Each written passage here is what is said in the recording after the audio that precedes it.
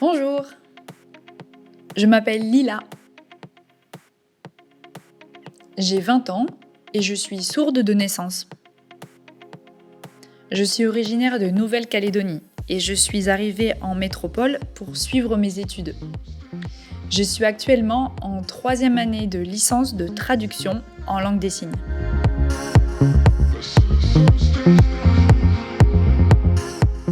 Être sourde et aimer voyager, et beaucoup par avion, me confronte au manque d'accessibilité et surtout au manque d'informations. C'est vraiment l'éternel problème. Et concrètement, voilà ce que ça peut donner. Si je voyage avec ma famille entendante, prendre l'avion ne pose absolument aucun problème. Par contre, quand je voyage seule, je dois redoubler de vigilance. En fait, il m'est déjà arrivé de me faire avoir à l'aéroport. Et ça a été une énorme angoisse et beaucoup de stress. Je vous raconte ça.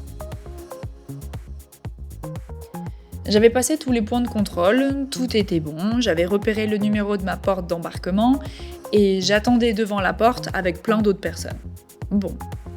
Il y avait aussi un petit écran d'information, enfin voilà. J'ai regardé mon téléphone pendant un moment et quand j'ai levé les yeux, j'ai vu que l'écran était complètement noir et que toutes les personnes qui attendaient avaient disparu. Ok, donc je me demandais un peu ce qui se passait, je suis donc allée trouver quelqu'un pour en savoir un peu plus. Et là, on m'a dit que le numéro de la porte d'embarquement avait changé et que ça avait été annoncé dans les haut-parleurs.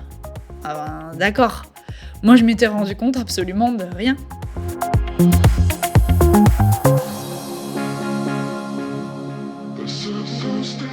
À quelle solution je pense pour ce problème d'accès à l'information dans les aéroports ? Déjà, pourquoi pas laisser l'information sur les écrans, qui s'y prêtent plutôt bien, je crois, puisque en un coup d'œil, on peut savoir tout de suite ce qui se passe. Justement, dans le cas où le numéro de vol ne correspond plus au numéro de porte initialement affiché, autant l'indiquer sur l'écran. Moi, à l'époque, j'aurais compris ça tout de suite. Pour donner un autre exemple, c'est la même chose dans l'avion. Il arrive que le pilote s'exprime dans son micro pour dire comment se passe le vol, ou ci ou ça, et tout passe par haut-parleur. Donc nous, on n'y a pas accès. Une fois, j'étais installée dans mon siège comme tous les autres voyageurs, et ça faisait déjà un bon moment. Et l'avion ne décollait pas. Je me demandais ce qui se passait, donc j'ai commencé à écrire un SMS pour le montrer à mon voisin en espérant en apprendre un peu plus, mais finalement, j'en ai pas eu besoin.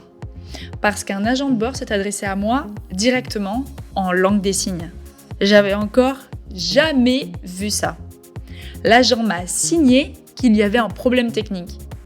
Je les remercie de m'avoir donné l'accès à l'information.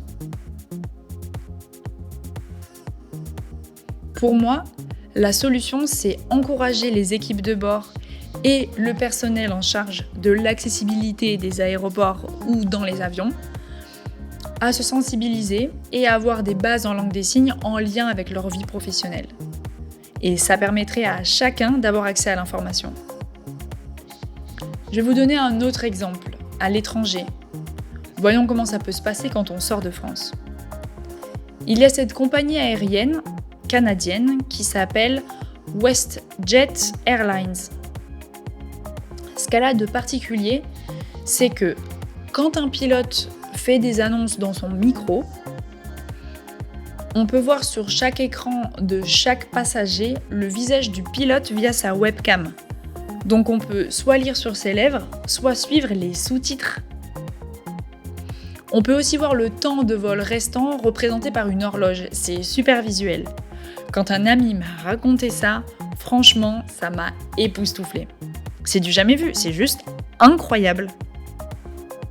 Je pense que c'est exactement de ça dont on a besoin, d'avoir accès à l'information dans le monde entier. Et puis c'est pas seulement pour nous les sourds. C'est aussi pour tout étranger qui ne connaît pas la langue locale, avoir un visuel auquel se raccrocher, ça peut tout changer. Merci et à bientôt.